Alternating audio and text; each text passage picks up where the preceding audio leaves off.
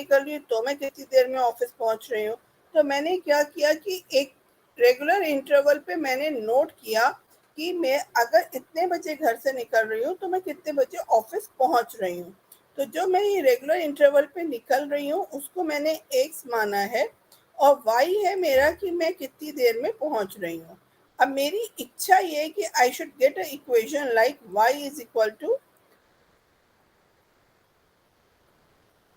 mx plus c. अगर मुझे ये इक्वेशन मिल जाती है तो मुझे अगर ये पता करना है कि 8 o'clock में अगर निकलूंगी तो कितने बजे पहुंचूंगी तो शायद मैं निकाल सकती हूँ।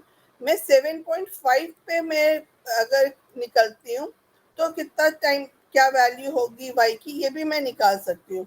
अगर मुझे एम और सी की वैल्यू मालूम है तो मैं निकाल सकती हूँ आसानी से। तो अब मेरा इशू ये है कि ये मैं एम और सी की वैल्यू कैसे निकालूंगी। तो ये एम और सी की वैल्यू निकालने के लिए ये एक फॉर्मूला होता है, ये आप लोग नोट कर सकते हैं।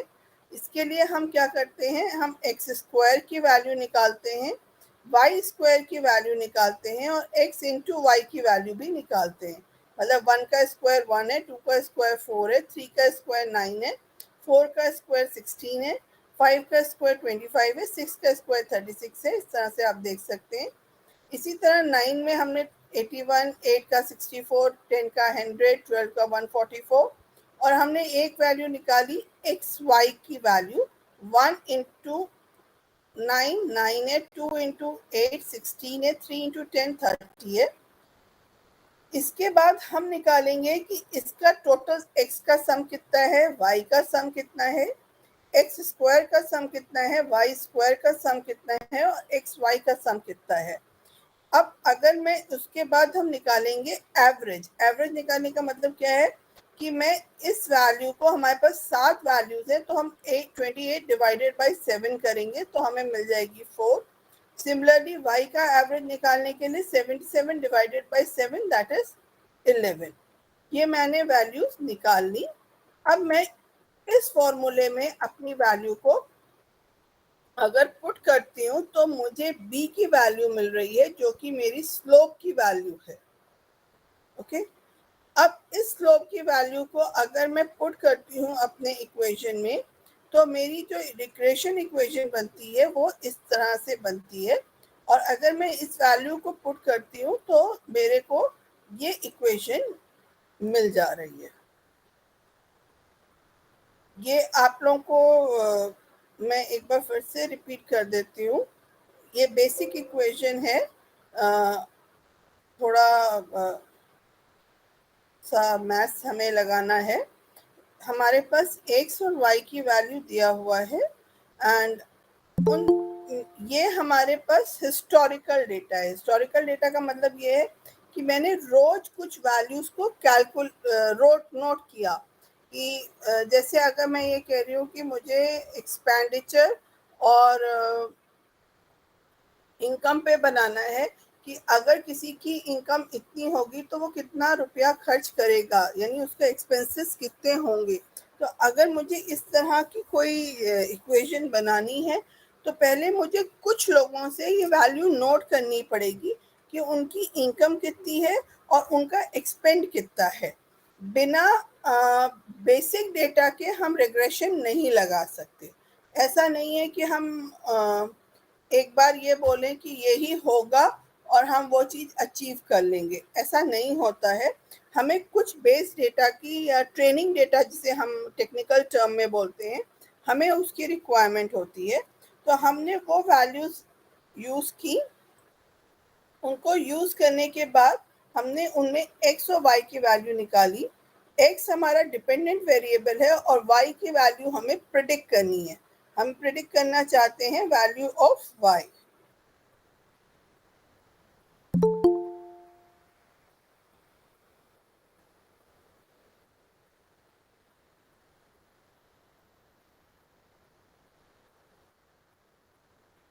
तो हमने इसके लिए एक फॉर्मूला है, स्टैंडर्ड फॉर्मूला है। उस स्टैंडर्ड फॉर्मूले को मैंने यूज़ किया और उसको फॉर्मूले में हमें करना क्या होता है, हमें एवरेज वैल्यू ऑफ x निकालनी है, एवरेज वैल्यू ऑफ y निकालनी है। एवरेज ऑफ x कैसे निकालेंगे? सारे x को टोटल किया डिवाइडेड बाय टोटल कितने वेरिएबल्स हैं, तो मेरे पास 7 वेरिएबल्स हैं, तो डिवाइडेड बाय 7 किया। सिमिलरली y में मेरे पास 7 वेरिएबल्स हैं, तो मैंने 7 से डिवाइड किया, मेरे को 11 मिल गया। एक्स स्क्वायर की वैल्यू मुझे मिल गई, मैंने कैलकुलेट की, वाई स्क्वायर की और एक्स वाई की। इन वैल्यूज को मैंने, ये स्टैंडर्ड इक्वेशन है, N is number of variables जो हमारे केस में 7 है, into X Y minus X और वाई का total sum divided by Y square का सम और वाई का सम का होल स्क्वायर।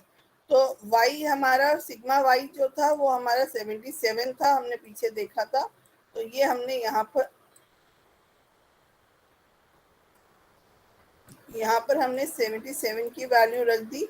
एवरेज हमारा सिग्मा x मतलब सारे x का सम 28 था, वो रख दिया, और एक्स वाई की वैल्यू 344 थी, वाई स्क्वायर की वैल्यू 875 थी, हमने इसमें इक्वेशन में पुट किया, और हमें जो ये वैल्यू मिली है ये मेरे स्लोप की वैल्यू है।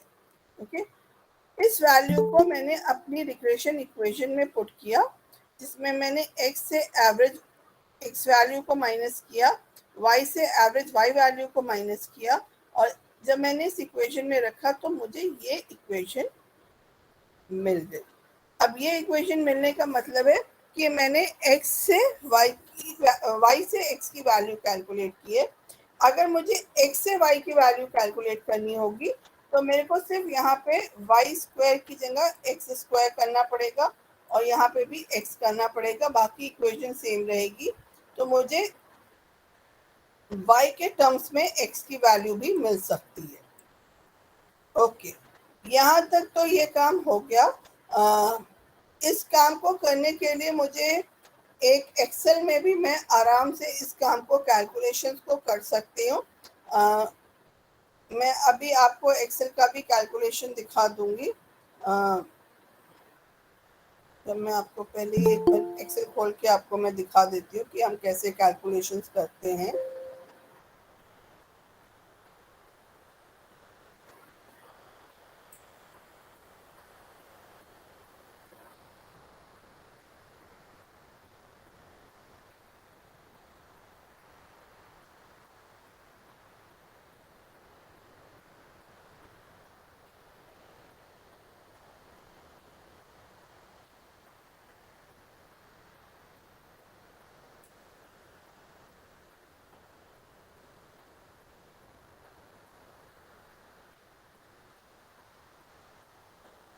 सपोज मैं एक बहुत छोटा सा एग्जांपल ले रही हूँ कि हाइट और वेट के बीच में हम रिग्रेशन इक्वेशन लगाना चाहते हैं, कि हम ये प्रेडिक्ट कर सकें कि अगर किसी की हाइट इतनी है तो उसका वेट कितना होगा। तो मैंने एक फैक्टर लिया है हाइट,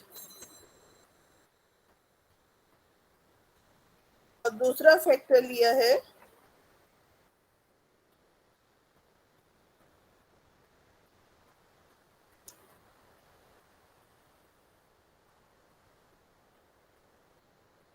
अब हम रेंडमली कुछ हाइट और वेट्स की वैल्यू रख रहे हैं। सपोज 130, 55, 135, 56। हमने कुछ 10-15 बच्चों को बुलाया और हमने उनसे हाइट और वेट की वैल्यूज को ले लिया और हमने उसको अपने फॉर्मूल इसमें डाल दिया।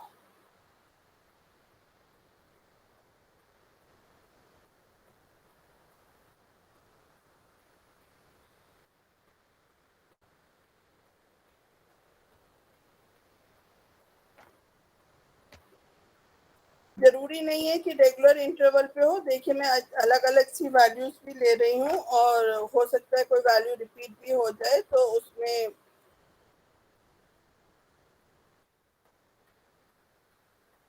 अब हमने इसको निकाल लिया। अब हमें यहाँ पे क्या करना है, सबसे पहले हमें निकालना है यहाँ पर जिसे हम कहते हैं एक्स स्क्वायर।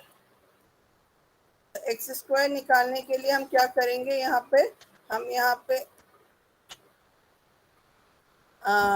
हम यहाँ पे करेंगे A2 इंटू A2। ये मुझे एक्स स्क्वायर की वैल्यू मिल गई, इसको मैं नीचे तक कॉपी कर ले रही हूँ। सिमिलरली मैंने वाई स्क्वायर की वैल्यू निकाली है।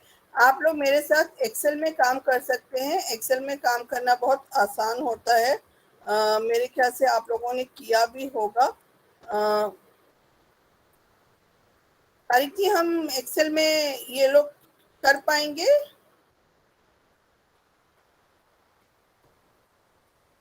एक्सेल में कर लेंगे ना। तो एक्स और वाई की वैल्यू निकाल लिया। अब इसके बाद मैंने निकालनी है एक्स इंटू वाई। तो मुझे निकालना है एक्स इंटू वाई। तो उसके लिए मैंने यहाँ पे इक्वेशन डाली A2 इंटू B2। ठीक है, अब ये मेरी सारी वैल्यूज निकल कर आ गई। ये तीनों वैल्यूज मैंने निकाल ली हैं। अब मेरे को सम निकालना है। मैं एक लाइन छोड़ के यहाँ पे मुझे सम निकालना है, तो मैंने यहाँ पे लगाया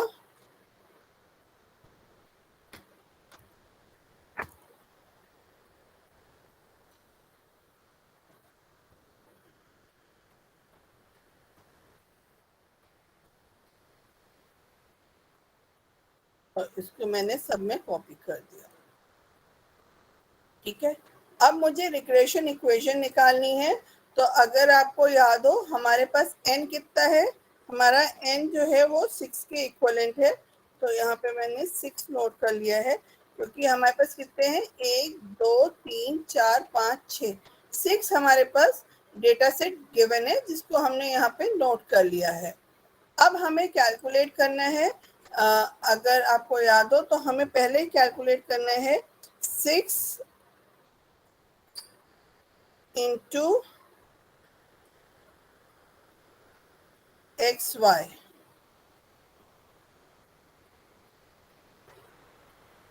दैट इज E9।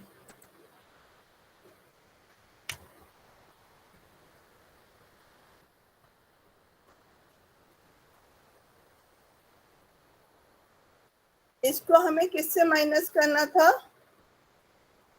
अगर आपको इक्वेशन याद हो तो हमें इसको माइनस करना था एन सिग्मा एक्स को माइनस करना है sigma X into sigma Y. तो हमें क्या करना है, इन दोनों का भी प्रोडक्ट निकालना है। तो इन दोनों का प्रोडक्ट कितना हो जाएगा, A9 इंटू B9। ये दोनों मिलके हमें, इन दोनों को हमें माइनस करना है। और नीचे हमारा डिनोमिनेटर क्या है, हमारा डिनोमिनेटर है X N Y square minus sigma of Y square. तो अब हमारा एन वाई स्क्वायर क्या है, इस केस में अगर हम देखते हैं तो एन वाई स्क्वायर ये वाला टर्म है। तो ये हो जाएगा मेरा टर्म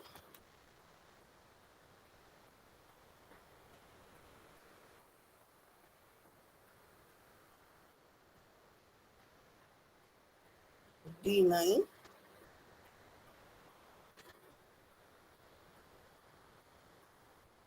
अब मेरी जो इक्वेशन है वो इक्वेशन ये बनेगी, हमें पहले इससे इसको माइनस करना है। तो A12 minus A15 divided by A17 minus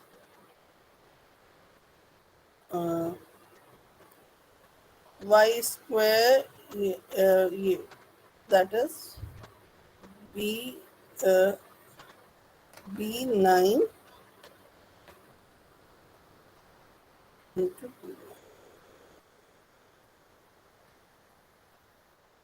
ये मेरे कोफिशिएंट की वैल्यू आ गई है। तो आप देख सकते हो कि ये आराम से मैं ये इक्वेशन सॉल्व कर सकती हूँ विद यूज ऑफ एक्सेल।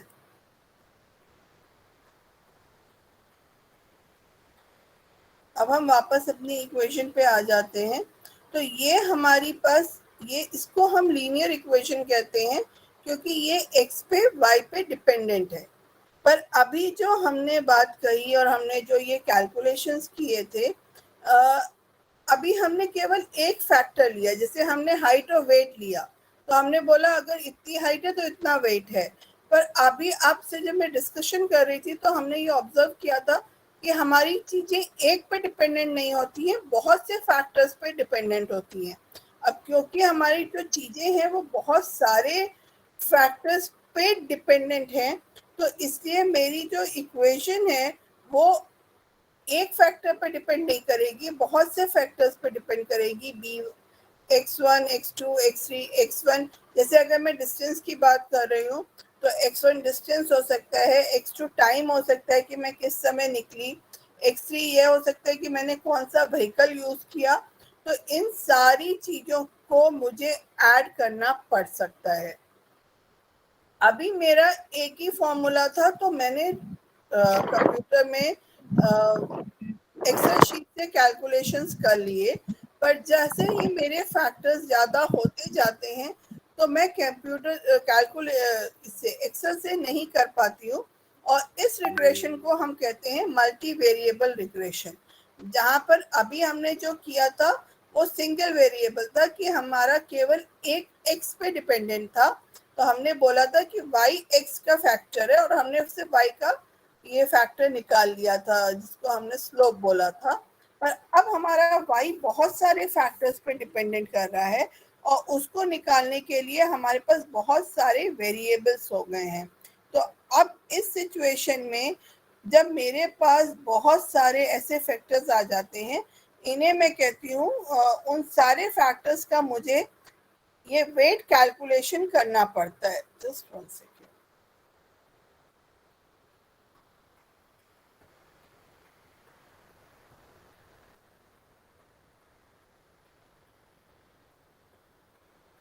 तो जो ये हमारे वेरिएबल्स होते हैं इनको हम कहते हैं कोफिशिएंट ऑफ वेरिएबल्स। और जैसे ये b1 b2 b3 चेंज होते हैं तो हमारा फैक्टर उतना इम्पोर्टेंट होता जाता है। अब जैसे अगर मैं ये कहती हूँ कि आप कितना अमाउंट एक्सपेंड करते हैं एक महीने में, तो सबसे इम्पोर्टेंट फैक्टर आपके और मेरे हिसाब से सैलरी होगा कि मेरी सैलरी कितनी है या मेरी इनकम कितनी है। इसके अलावा आपके हिसाब से और कौन सा फैक्टर हो सकता है जो ये डिसाइड करेगा कि मुझे कितना पैसा एक्सपेंड करना होता है हर महीना?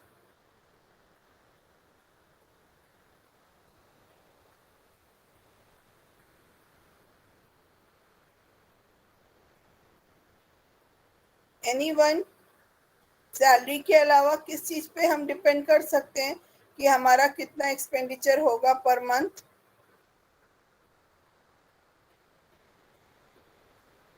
मैम बिजनेस से। बिजनेस हमारी सैलरी का हमने इनकम मान लिया है।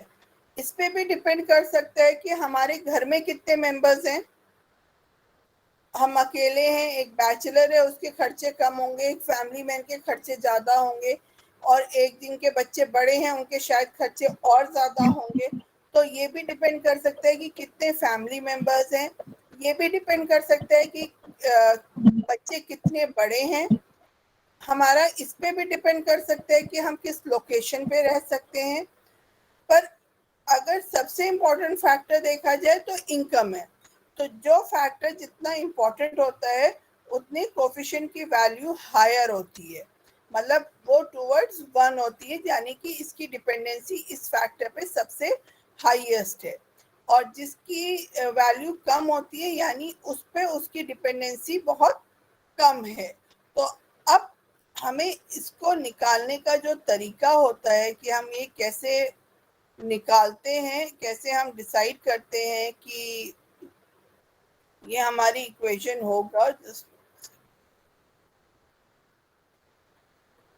उसके लिए जो हमारा फॉर्मूला यूज होता है वो यूज होता है। उसमें हम निकालते हैं कि हम पहले कुछ गेस करते हैं और हम एक सेकेंड।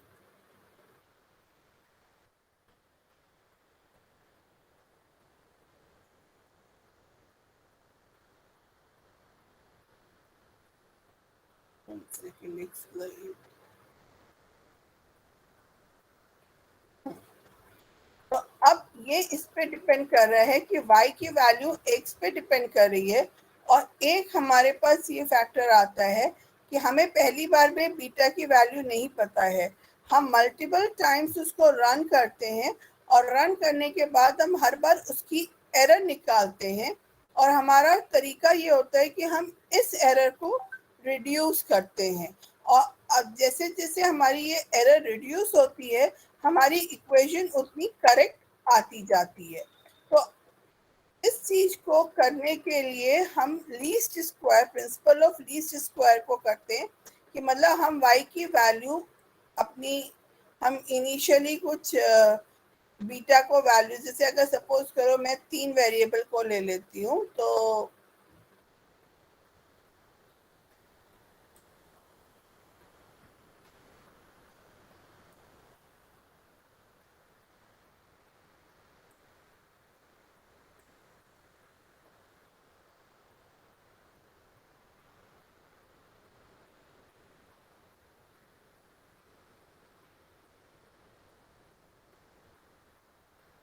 अभी हम एक छोटी सी इक्वेशन ले लेते हैं, बहुत छोटा सा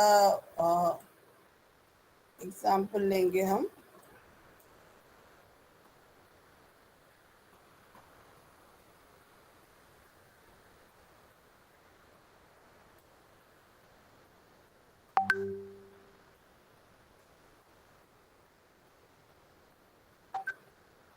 हम x की वैल्यू 1 लेते हैं, y की वैल्यू 2 लेते हैं, और y की वैल्यू सपोज हम 4 ले लेते हैं।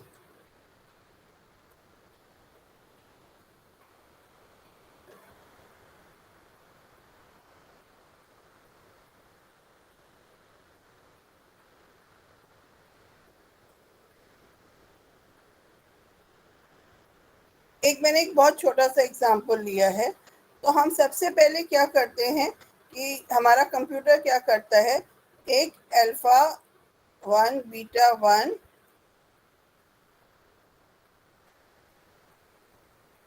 और बीटा 2 को एक वैल्यू देता है, एग्जाम्पल वैल्यू।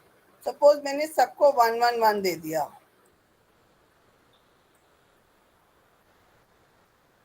तो अगर मेरी x की वैल्यू 1 है, y की x2 की वैल्यू 2 है, तो मेरी y की वैल्यू कितनी आएगी इक्वेशन के हिसाब से? अल्फा की वैल्यू 1 है, 1 इंटू 1 जो है +1 हुआ,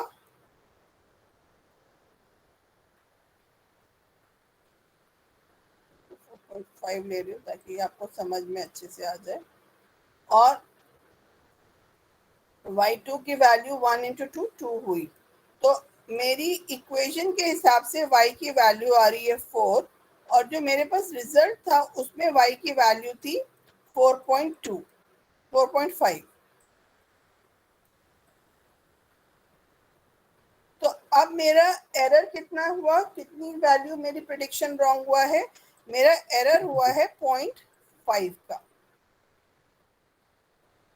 अब मैं ये 0.5 को रिड्यूस करने के लिए अब मैं क्या करूंगी कि मैंने सपोज करो बीटा को 1.2 कर दिया।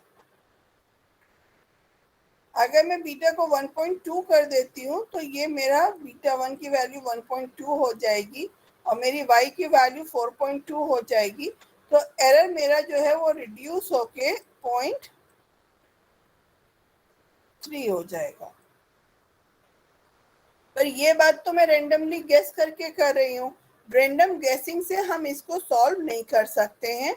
इसके लिए हमारे पास एक लीस्ट स्क्वायर प्रिंसिपल होता है, और उसको हम लगा के वैल्यूज को कैलकुलेट करते हैं और उसको फिट करते हैं अपनी इक्वेशंस में।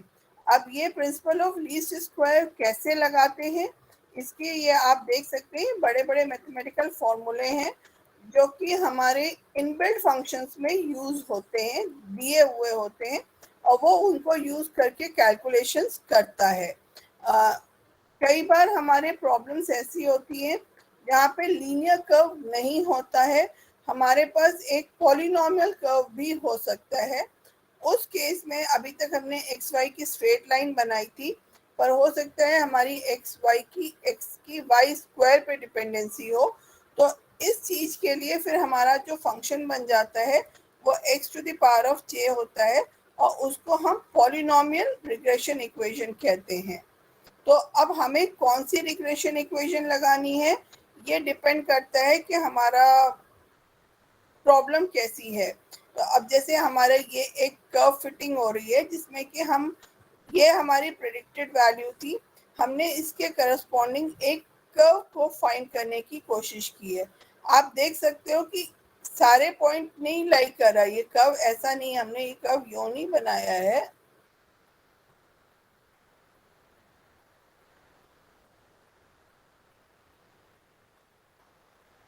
हमारा कर्व इस तरह से जा रहा है। हमने सारे पॉइंट्स कवर नहीं करने हैं, पर हमें ये कोशिश करनी है कि हमारी एरर कम हो, मतलब जितना डिस्टेंस ये यहाँ से था उतना ही डिस्टेंस यहाँ पे था, क्योंकि हम दोनों पॉइंट को कंसिडर नहीं कर सकते थे। तो इसको हम कर्व फिटिंग कहते हैं, और इसमें वही तरीका है कि हमने जो y की वैल्यू प्रेडिक्टेड थी और y की वैल्यू जो कैलकुलेट हुई है उनका एरर निकाला है, उसको स्क्वायर एरर किया है, और उसके बाद हमने स्क्वायर फंक्शन को यूज करके उसकी फिर से अल्फा बीटा की वेट्स की वैल्यू को कैलकुलेट किया है। अगर वो मेरा सेकेंड ऑर्डर पॉलिनोमियल था, अब अगर मैं नाइन्थ ऑर्डर पॉलिनोमियल लेती हूँ तो आप देख सकते हो ये कुछ कर्व इस तरह का भी आ सकता है। कोई भी इक्वेशन बन सकती है, किसी भी ऑर्डर की इक्वेशन हम बना सकते हैं। इम्पॉर्टेंट ये है कि हमारे को जो क्या इक्वेशन हो सकती है ये हमें गेस करना है। हमें अपने प्रोग्राम को बताना है कि आपको पॉलिनोमियल इक्वेशन बनानी है कि आपको लीनियर इक्वेशन बनानी है, ये हमें उसे बताना है। वो हमें इक्वेशन बनाकर दे देता है और हमारे को कर्व की वैल्यू हो जाती है। हम इसमें स्टार्ट करते हैं। तो जो हमारा पास गिवन डेटा सेट होता है उसे हम ट्रेनिंग डेटा सेट कहते हैं। उस ट्रेनिंग डेटा सेट के बेसिस पे हम अपना मॉडल क्रिएट करते हैं। और सपोज करो अगर मेरे पास 100 एंट्रीज हैं, तो मैं 80 एंट्रीज के ऊपर अपना ट्रेनिंग मॉडल बनाती हूँ, और 20 एंट्रीज पे मैं टेस्ट करती हूँ कि मेरा मॉडल कैसा वर्क कर रहा है। और मैं हमेशा लीस्ट स्क्वायर जो है सबसे कॉमनली यूज्ड टेक्निक है एरर रिडक्शन की, तो हम उसको ऐसे देखते हैं कि दोनों तरफ ऑब्जेक्टिव ये होती है कि लाइन में अगर हम दो पॉइंट को नहीं कनेक्ट कर पा रहे तो हम उसके बीच से लाइन को ले जाएं, ताकि दोनों तरफ की एरर हमारी रिड्यूस्ड हो जाए। ये सारे मैथमेटिकल प्रोबेबिलिटी डिस्ट्रीब्यूशंस हैं जो कि डिपेंड करते हैं कि आपका कितना डेटा सेट कैसा डिस्ट्रीब्यूटेड है, उस पे हम डिसाइड करते हैं कि हमारा यूनिफॉर्मली डिस्ट्रीब्यूटेड है कि अलग तरीके से डिस्ट्रीब्यूटेड है। हम उस पर डिसाइड करते हैं कि हमें कौन सा फॉर्मूले को यूज करना है। तो इस तरह से अभी हमने लीनियर देखा है, और वही चीज हमारी मल्टीपल रिग्रेशन है। मल्टीपल रिग्रेशन में हमारे पास 2-3 इक्वेशंस आ जाती हैं, और हम हर इक्वेशन के लिए इसी तरह से प्रोबेबिलिटी के बेसिस पे कि कितनी एरर है हम आइडेंटिफाई करते हैं कि हमारी फॉर्मूला क्या होना चाहिए। आज मैंने इसीलिए एक्सेल यूज किया था कि आप लोगों को ये समझ में आ जाए कैसे ये काम करते हैं। ये स्टैटिस्टिक्स की बहुत ही बेसिक टेक्निक है लीनियर इक्वेशन, बट जब हम मल्टीपल इक्वेशन की बात करते हैं, जब हम पॉलिनोमियल इक्वेशन की बात करते हैं, तो वो सिंपल एक्सेल से कैलकुलेट नहीं हो सकता, उसके लिए हमें प्रोग्राम्स की यूसेज करनी पड़ेगी। तो कल हम थोड़ा